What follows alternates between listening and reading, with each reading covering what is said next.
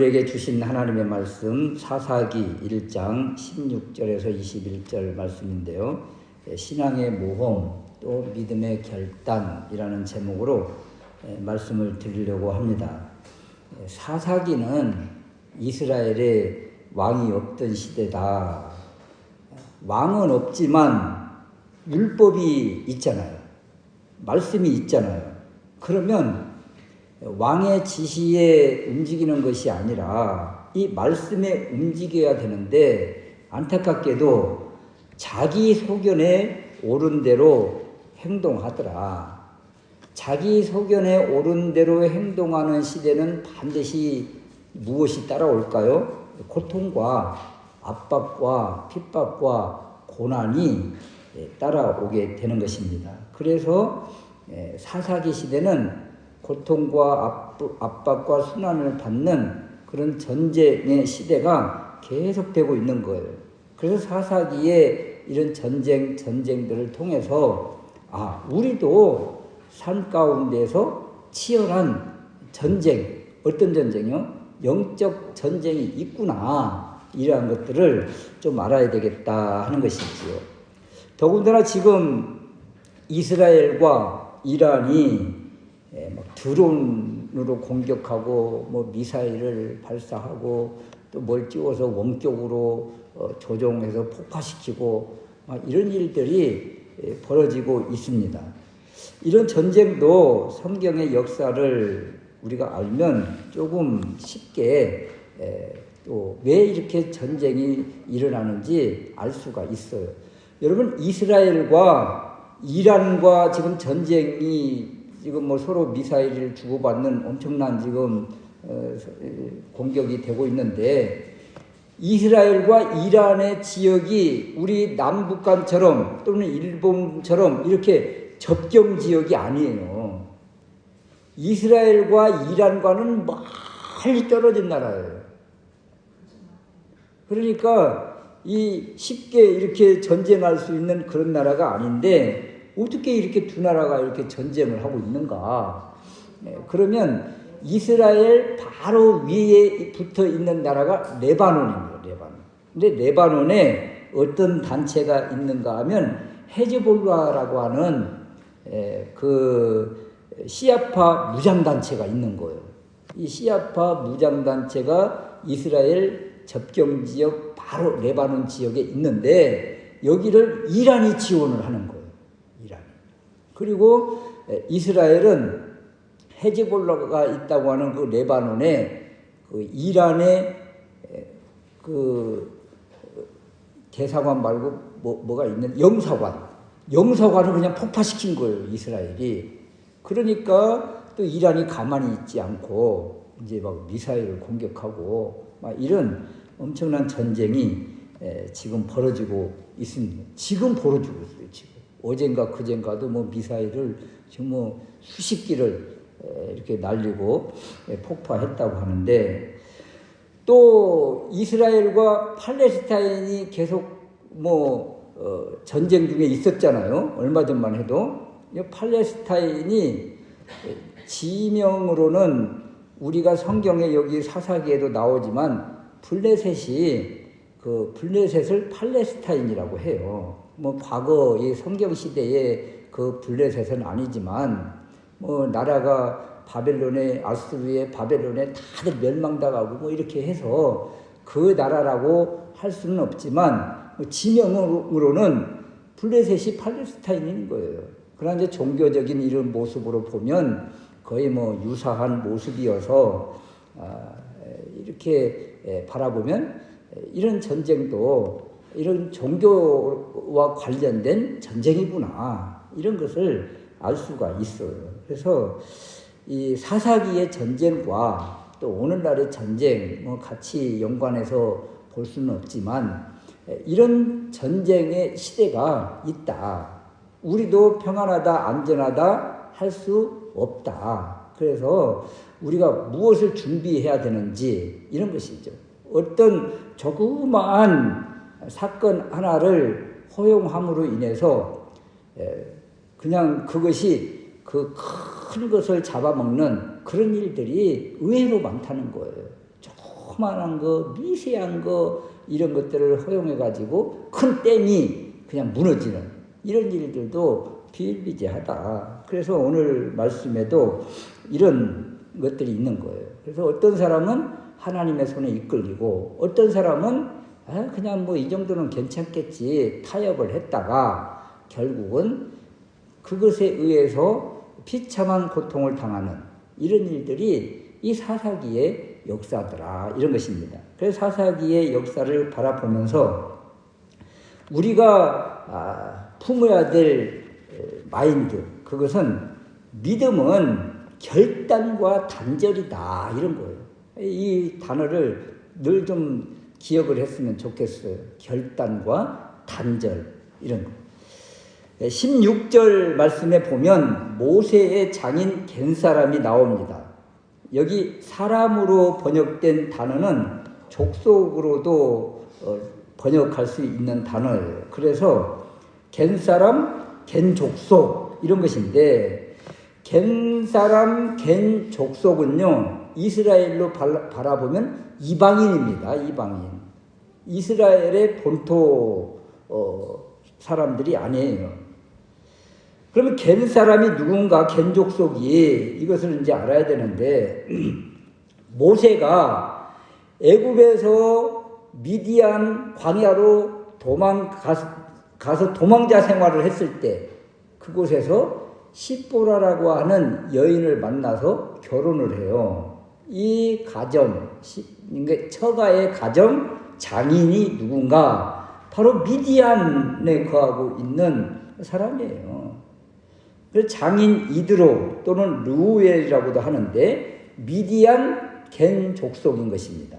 그래서 모세의 장인은 겐 사람이라 이 미디안의 겐 족속에게 가서 모세가 시보로와 결혼을 해서 그 이방인과 결혼을 한 그 사건을 이야기를 하고 있는 것입니다. 그리고 이제 출애굽할 때 광야에서 이 모세가 힘들게 그 백성을 이끌고 있는데 이때 장인이 찾아와요. 이드로 장인이 찾아와서 그냥 날마다 힘들게 재판하는 모세의 모습을 바라보고 그렇게 하면 안 되지 사위 그러면서 10부장, 50부장, 100부장, 1000부장 이런 그 재판의 제도 또는 그 단체를 이렇게 구성하는 그러한 것을 이 장인 이드로가 제공을 해줘요. 그래서 이제 그 이스라엘 그 공동체가 이제 10부장, 50부장, 100부장, 1000부장 이런 제도가 생기게 된 것입니다. 이때에 모세가 장인 이드로와 그리고 처남 호밥을 이제 초청하는 이러한 모습이 나옵니다. 민수기 10장 29절 말씀인데 모세가 모세의 장인 미디안 사람 르우엘의 아들 호밥에게 이르되 여호와께서 주마하신 곳으로 우리가 행진하나니 우리와 동행하자 이렇게 손을 내뻗어서 초청을 합니다. 동행을 이렇게 제의를 해요. 그런데 안타깝게도 장인 이드로와 그 처남 호밥이 거절을 해요. 나는 가지 않고 내 고향 내 친족에게로 돌아가겠습니다. 그러는 거예요. 그러니까 모세가 처가 장인과 처남을 이렇게 초청을 해서 우리 같이 가서 이스라엘을 이렇게 다스리는데 힘을 좀 보태 주십시오 하고 손을 뻗어서 요청을 했는데 이들이 거절을 한 거예요. 나는 우리 고향에 갈래. 그곳에 친족도 있고 그동안 살아온 터전인데 어떻게 다 버리고 이스라엘과 같이 가겠는가? 우리는 고향으로 돌아가겠다. 이렇게 해서 고향으로 돌아간 것으로 나옵니다. 그런데 오랜 시간이 지난 다음에 지금 사사기 시대에 보니까 모세의 장인 겐 사람이 어떻게 되어 있어요? 이스라엘 백성 안으로 들어와 있는 거예요. 그것도 사사기 1장에서 가장 주요 역할을 감당하고 있는 유다 지파와 함께 있는 것입니다. 그래서 겐 족속이 간다고 하면 레위 지파인 모세와의 친인척 관계니까 그쪽으로 갈 것 같았는데 지금 보니까 유다 지파와 같이 멍에를 메고 있다, 이런 것입니다. 지금 겐 족속 모세의 장인의 그 후손들이 이방인이지만 어떻게 이스라엘 공동체 안으로 들어와 살고 있는가? 이들이 이스라엘 안으로 돌아오려면 그동안 자신이 쌓아왔던 모든 기득권들, 관계들, 또 친척들, 모든 것들을 다 버리고 뒤로 하고 따라와야 되는 거잖아요. 지금 겐 족속이 이렇게 한 거예요. 자신의 출신, 배경, 조상, 그동안 살아온 문화, 그 모든 것들을 바꿔야 되는 거예요. 그래서 믿음에는 결단이 필요하고 이 그동안 관계를 맺었던 것과의 단절이 필요한 거예요. 이 모세의 장인 겐 족속들이 바로 이런 결단을 하고 이스라엘 안으로 들어와 있다, 이런 것입니다. 예수 믿는 사람을 표현할 때 보통 그런 말들을 많이 합니다. 골로새서 3장 10절 말씀처럼 새 사람을 입었으니 새 사람이라는 표현을 해요. 또 고린도후서 5장 17절 말씀에 보면 그런즉 누구든지 그리스도 안에 있으면 새로운 피조물이다, 이렇게 새 사람, 새로운 피조물이라고 이야기를 합니다. 그런데 그 사람이 다른 사람이에요? 아니요. 육체적으로 겉모습은 그 사람이 그 사람인 거예요. 변한 것이 하나도 없어요. 그런데 왜 새 사람이라고 그러고 새로운 피조물이라고 합니까? 겉으로는 똑같은 사람이지만 생각과 마음과 그동안 믿는 것과 모든 삶의 양식, 행동, 모든 것들이 다 바뀌었다. 그래서 새 사람이 되었구나, 이렇게 이야기를 하는 것입니다. 그래서 신앙은 이런 모험과 결단과 단절이 수반되어야 된다. 이것이 없으면 뭐 그런 말 많이 하잖아요. 술에 물 탄 듯, 물에 술 탄 듯, 또 여기 조금 저기 조금, 또는 이쪽 저쪽 그냥 양다리 걸치는 이런 모습, 이런 모습을 가지고 누가 믿음이 있다고 하고 믿는 사람이라고 이야기를 하겠습니까? 그래서 믿음 안으로 돌아오면 이렇게 단호함이 필요하다. 그리고 기존에 가지고 있던 것들을 이렇게 청산하는 결단도 필요하다. 저도 늦게 신앙생활을 해서 직장생활을 하면서 이렇게 이제 신앙을 갖게 됐는데, 뭐 늘 교제 대상, 또 만나는 사람, 또 만날 때마다 하는 것들이 늘 술, 담배, 또 그런 사람, 그런 공동체 안에 있었잖아요. 그런데 이렇게 예수 믿고 나니까 이런 것들을 이제 끊어야 되는 것 아니겠습니까? 끊어야 되는 것. 그래서 이게 하나씩 끊어내는데 얼마나 힘들겠어요. 어릴 때 믿는 사람이야 뭐 아예 처음부터 그런 관계성 속에서 살았으니까 별 큰 지각 변동이 없지만, 이거 뭐 중간에 성인이 돼서 믿음으로 들어온 사람은 그동안에 이런 것들을, 세상적인 모든 것들을 끊어내는데 너무 힘들죠. 그럼에도 불구하고 어떻게 해야 돼요?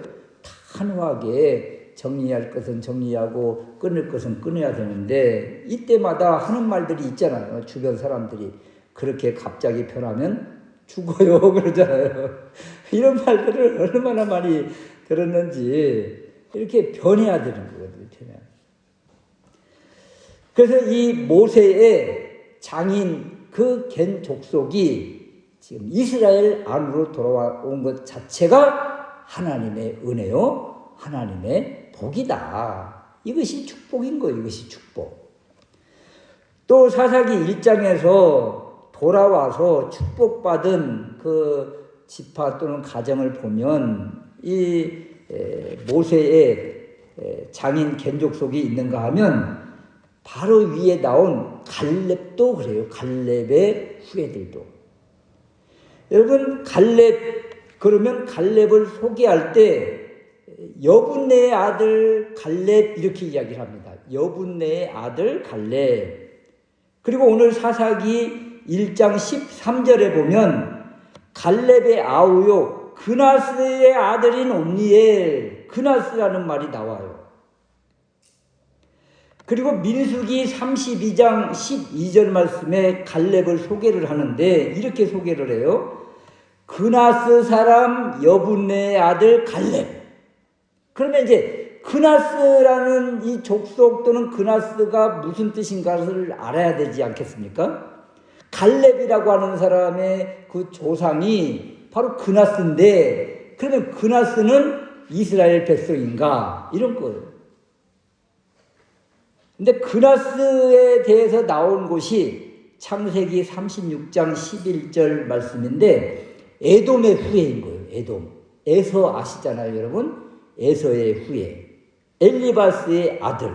이렇게 나오는 거예요. 그러니까 갈렙은 엄밀히 살펴보면 에돔 족속이었던 거예요. 에돔 족속. 그러면 여러분 에돔은 이스라엘의 형제 나라이지만 이스라엘의 중요한 때에 늘 반목을 잡고 이스라엘을 공격하고 이스라엘을 공격에 빠뜨린 나라가 에돔입니다. 에돔. 그런데 어떻게 갈렙의 그 조상이 이렇게 이스라엘 안으로 돌아왔고 그러다 보니까 갈렙이 이스라엘 백성 유다 지파 안에 들어와 있는 거예요. 그것뿐입니까? 이 갈렙이 이스라엘 유다 지파의 대표자가 되고 또 모세가 정탐꾼을 보낼 때 유다 지파의 대표자로 보내고 또 정탐꾼 돌아와서 보고할 때 다른 사람들 다수의 뜻에 찬동하지 않고 여호수아와 같이 믿음의 보고를 해서 이 모두가 다 광야에서 죽어갔는데 여호수아와 갈렙은 이 가나안까지 들어오게 되었던 것입니다. 그러니까 이 갈렙, 이 조상, 또 갈렙이 속한 가문, 이 사람들이 원래는 에돔 족속의 후예였는데 이스라엘 안으로 돌아와서 하나님의 복을 받을 수 없는 그런 족속인데 지금 이스라엘 안, 더군다나 유다 지파 안에 돌아와서 이렇게 큰 일꾼이 되고 주역이 되었다. 용사가 되었다. 얼마나 이 큰 복입니까? 이 갈렙의 조상과 갈렙의 족속들 말이죠. 더군다나 이 가문에 믿음의 용사 온니엘이 나오고 또 갈렙의 딸 악사가 나오는 거예요. 악사는 어때요? 지난 수요일날 살펴봤지만 믿음의 여인이었다. 아버지를 떠나면서 간절히 구한 것 15절 말씀에 아버지 샘을 주십시오. 이 샘이 바로 영생하도록 솟아나는 샘물이요 생수의 강이요 바로 주님을 구한 여자 아닌가 이렇게 이야기를 했었지요.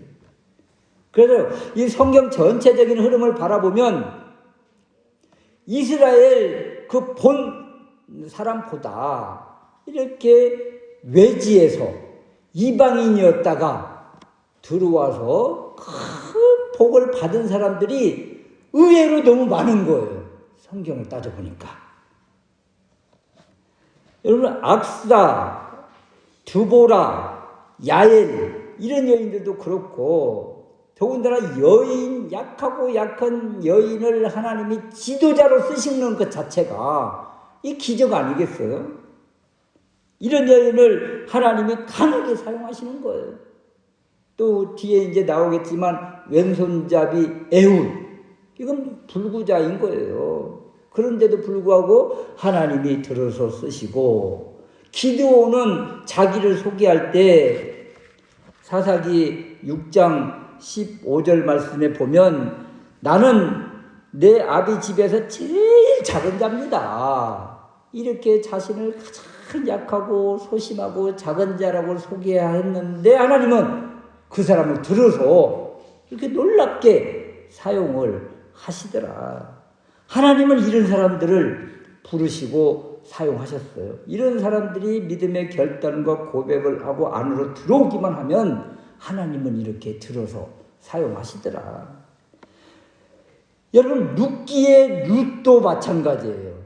룻도 모압 여인이잖아요. 모압 여인. 이스라엘 안으로 들어올 수 없는 그런 족속이었는데 돌아와서 그런 큰 복을 받았고, 여리고성을 정복할 때, 여호수아 군대가 여리고성을 정복할 때 또 큰 복을 받은 사람이 누구예요? 그 가나안 여리고성에 살고 있는 기생 라합 가정이잖아요. 이 사람들이 무슨 복을 받을 수 있는 근거가 어디가 있겠어요? 그런데 이스라엘 안으로 돌아옴으로 인해서 큰 복을 받은 그런 사람이다. 사무에서는요, 어떻게 시작하는 줄 아세요? 아이를 낳지 못한 한나부터 시작을 해요. 그러니까 너무 약하고 소외당하고 멸시받고 천대받던 그런 사람이잖아요. 그런 사람을 하나님이 들어서 사용을 하시더라. 신약도 그럽니다. 신약 성경도. 누가복음을 처음 시작할 때 사가랴 제사장이 나와요. 세례 요한의 아버지잖아요. 그런데 이 사람은 성전 안에서 제사를 드리다가 천사를 만나고 놀라서 제대로 믿음의 보고를 못했다가 그냥 벙어리가 되고 말잖아요. 반대로 엘리사벳은 어때요? 또 마리아는 어때요? 이렇게 약한 여인들이 하나님의 메시지 말씀을 붙잡고 그래서 그런 큰 복을 받는 도구, 통로가 되더라. 이렇게 약한 사람, 가난한 사람, 소외받는 사람, 또는 신체가 좀 약한 사람, 그리고 이방인, 이런 사람을 부르시고 사용하시는 하나님. 그래서 천국은 엘리트만 가는 것이 아니다. 이렇게 약하고 약한 사람들이 들어가는 나라가 바로 천국이다. 그래서 이런 모습을 복음이라고 하는 거예요. 복음. 이 복음이 있기 때문에 우리도 지금 주님 안에 들어온 것 아니겠습니까? 그러므로 우리가 조금 약하다고 부족하다고 의기소침하며 피해 의식을 가진 이유가 하나도 없다. 믿음의 결단과 고백, 주님만 필요하다고 하는 고백과 주님만 붙잡는 믿음이 있으면 우리 주님은 우리를 들어서 사용하신다. 그래서 우리에게 필요한 것이 무엇입니까? 바로 믿음이에요. 믿음. 그럼 우리가 탄식할 것은 부족하고 약한 그것, 흑수저인 그것을 탄식할 것이 아니라 믿음이 없어요. 이것을 탄식하고 더 주님을 붙잡는, 그러면 주님이 우리를 강하게 들어서 사용하시는 그 모습을 바라보시기를 주님의 이름으로 축원합니다. 두 번째는 이제 비교되는 또 두 지파가 나오는데요. 유다와 베냐민 지파입니다. 이 자녀들을 키우면서 피해야 될 것 중에 하나가 비교잖아요. 비교. 너는 왜 동생만 또 못해? 너는 왜 형만 또 못해? 또 왜 누나만 또 못해? 동생만 또 못해? 오빠만 또 못해? 이런 그 비교 하는 순간 아이들은 귀를 닫고 눈을 감아버리고 마음을 닫아버립니다. 이 비교하는 것이 참 좋지가 않아요. 그런데 사실 비교 대상이 있음으로 인해서 자신의 그 위치도 알고 부족한 것도 알고 뭐 열심을 내야 될 것도 알고 그러는데 하여간 비교했다 하면 그 즉시 관계가 이렇게 많이 끊어지는 경우들이 많습니다. 그런데 오늘 보면 참 비교 안 해야 비교 안 할 수 없는 바로 유다 지파와 베냐민 지파가 나와요. 그래서 잘하는 유다 지파의 모습을 보면 4절 말씀에 베색에서 1만 명을 죽이고, 또 5절 말씀에 가나안 사람과 브리스 사람을 죽이고, 8절 말씀에 예루살렘을 쳐서 취하고, 11절에 드빌의 거민들을 쳤고, 17절에 유다가 그 형제 시므온과 함께 가서 스밧에 거한 가나안 사람을 쳐서 그곳을 진멸하고, 18절 말씀에 가사와 그 경내와 아스글론과 그 경내와 에그론과 그 경내를 취하였고, 여기 가사, 아스글론, 에그론이 블레셋입니다. 그래서 이런 것들을 막 쳐서 다스리고 있는 거예요. 유다 지파 보면 너무 잘하고 있는 거죠. 더군다나 여기 블레셋 하면 생각나는 사람이 사울왕 시대에 다윗이 이긴 골리앗이 이 블레셋 족속이에요. 삼손 시대 삼손을 유혹한 들릴라, 바로 다 블레셋들입니다.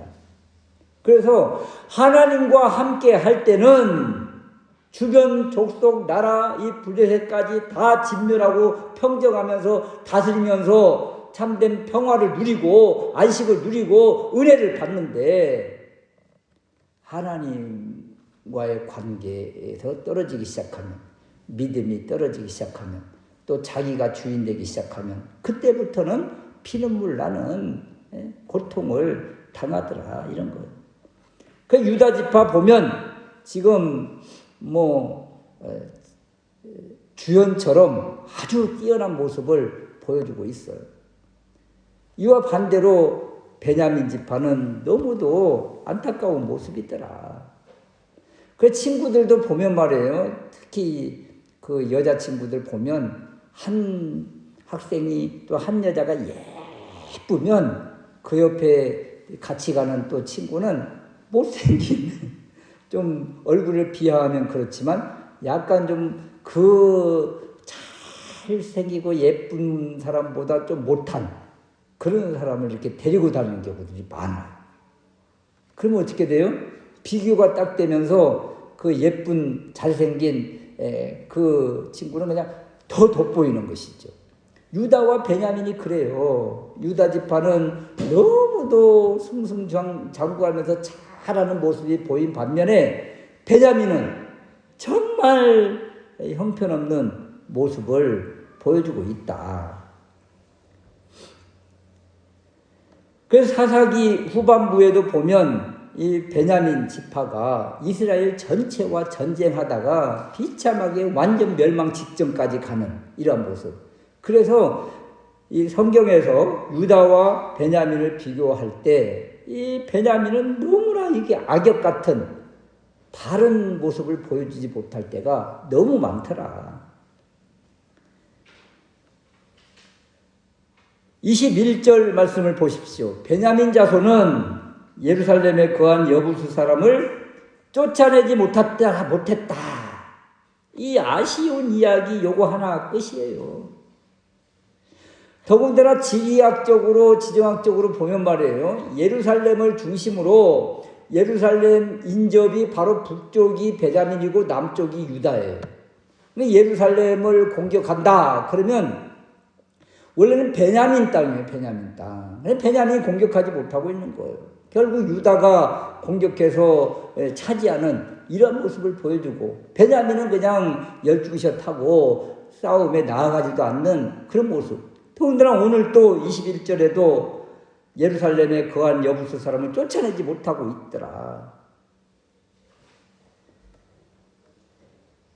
그래서 이 베냐민은 지금 정복전쟁, 자기 땅을 지금 관리해야 될 그런 시대에 자기 땅 하나도 제대로 관리하지 못하는 안타까운 모습을 보여주고 있는 것입니다. 유다도 늘 잘하는 것이 아니에요. 유다도 올 A 플러스를 맞으면 얼마나 좋겠어요. 그런데 어떤 한 과목에 약점을 가지고 있어요. 그것이 오늘 또 19절의 말씀이기도 합니다. 19절 후반절에 보면 철병거가 있으므로 그들을 쫓아내지 못했다. 이 한 과목 약한 그 고리를 지금 보여주고 있습니다. 그래서 베냐민 지파와 유다 지파의 약점, 그것은 쫓아내지 못한 것이 있더라, 이런 것입니다.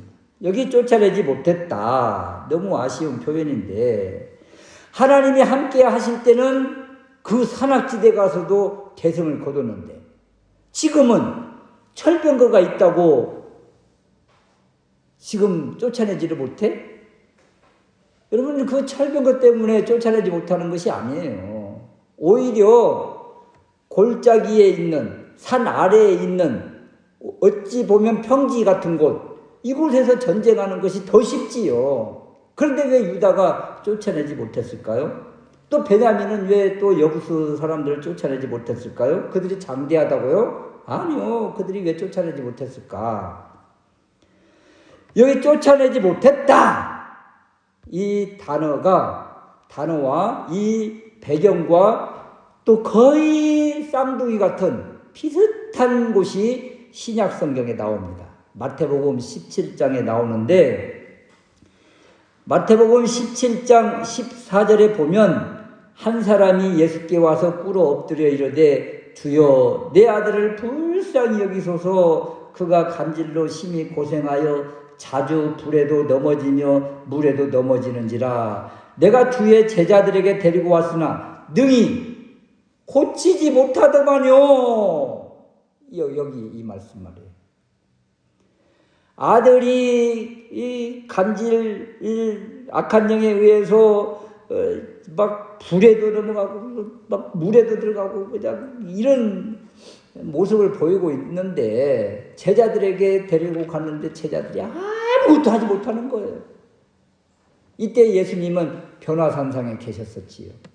변화산에 베드로, 야고보, 요한 3명의 제자들과 같이 있다가 우리 내려가야지. 베드로는 여기가 좁사오니 아니야, 내려가야 돼. 그래서 예수님이 그 제자들을 내리고 산 아래 내려왔더니, 산 아래, 지금 철병거가 있는 곳이 산 아래예요. 이곳에 왔더니 그 악한 영 들린 이걸 쫓아내지 못하고 고치지 못하더라. 이 모습이 바로 유다의 모습이고 베냐민 지파의 모습이에요.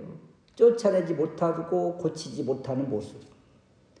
우리 주님이 이때 뭐라고 하십니까? 왜 믿음이 없다고 책망을 하시잖아요. 그러니까 쫓아내지 못한 이유, 악한 영을 쫓아내지 못한 이유, 또 사사기 시대에 철병거가 있다고 장대하다고 쫓아내지 못한 이유, 그것은 바로 믿음이 없고 주님을 의지하지 않기 때문에 결국 지고 마는 거예요. 쫓아내지 못하는 거예요. 그래서 결국 믿음 이야기를 하는 것입니다. 하나님이 함께 하실 때는 언제? 믿음이 있을 때 하나님이 함께 하시는 거예요. 믿음이 없을 때는 상대방, 적군이 크게 보이는 거예요.